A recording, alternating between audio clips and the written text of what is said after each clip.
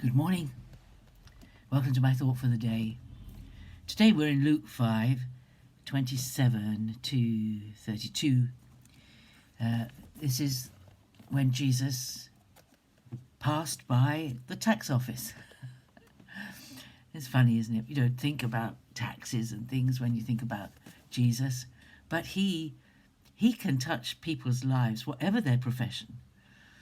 And the tax collectors in those days were Jewish people who worked for the Romans. And they were hated for that reason, let alone anything else, because Jews were not supposed to associate with Gentiles. But in order to work for the Romans, of course, the tax collectors had to interact with them. And the other thing about tax collectors, they collected money on behalf of the Roman invaders, the Roman government, in order to pay for services. We all know what taxes are about.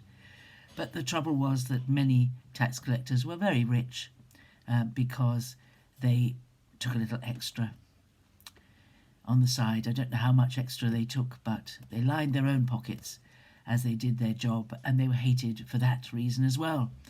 And they were regarded as sinners because they associated with the Gentiles and because they were always fleecing people. In the Authorized version, it calls them publicans, but it means the same thing. It's another word to describe these people.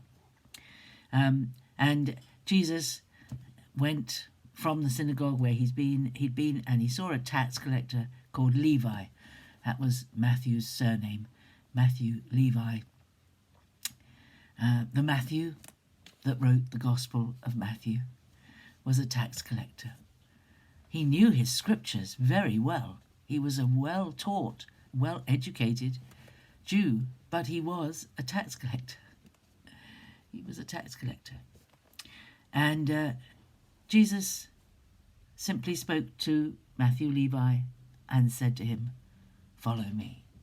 And he left everything and followed him. And then Jesus, as a direct result of that, was invited to a great banquet, feast, in Levi's house, where all his friends and associates came.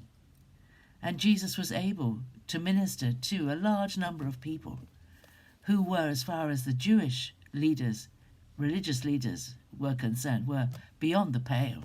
They were unsavable. They were the worst of the worst because they associated.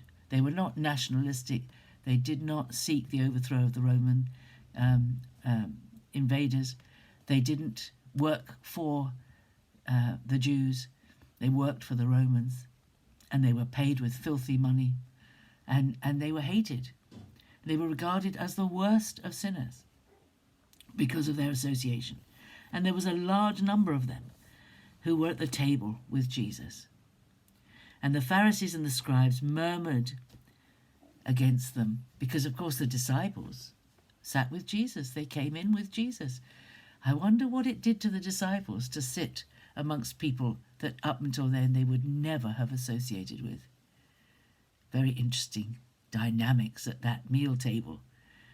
And they said to the disciples, "Why," and to Jesus, "Why do you eat and drink with tax collectors and sinners?"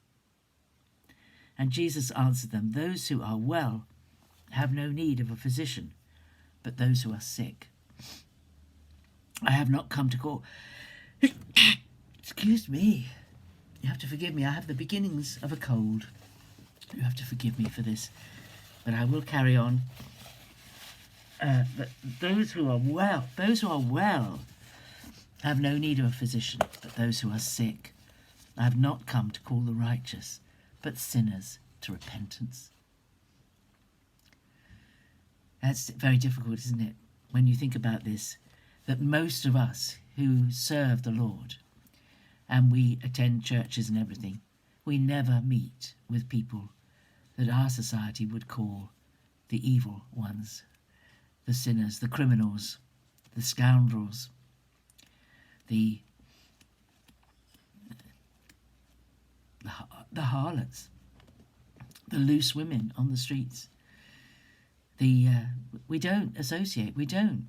And yet Jesus demonstrates quite clearly here that he had come as a physician, as the healer of body and of soul. He had come to call sinners to repentance. And of course, Matthew's life changed completely.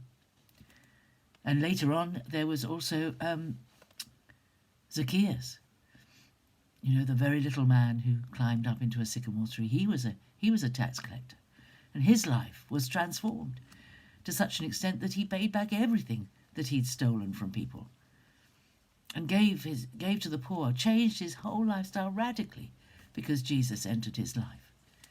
And this is what Jesus does. It doesn't matter what our background is or where we've come from or how awful the things that we have done.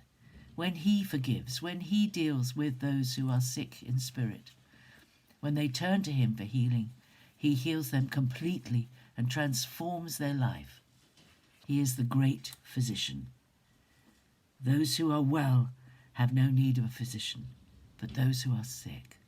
I have come not to call the righteous, but sinners to repentance. We need always to remember that there are people who are dying in their sin and evil, and the great physician has sent us to reach out to them in his name. And Matthew reached a lot of people who were like himself because he met with Jesus. And he continues to do it even to this day, because his gospel speaks so strongly and so loudly of the graciousness of God towards Matthew that he speaks to sinners even today. So that's my thought for the day about Matthew Levi. God bless you. Have a great day. I shall be staying indoors and trying not to spread this around to anybody. Anyway, it's the beginnings of a bit of a cold. Have a great day. God bless you. I'll see you again tomorrow. Bye-bye.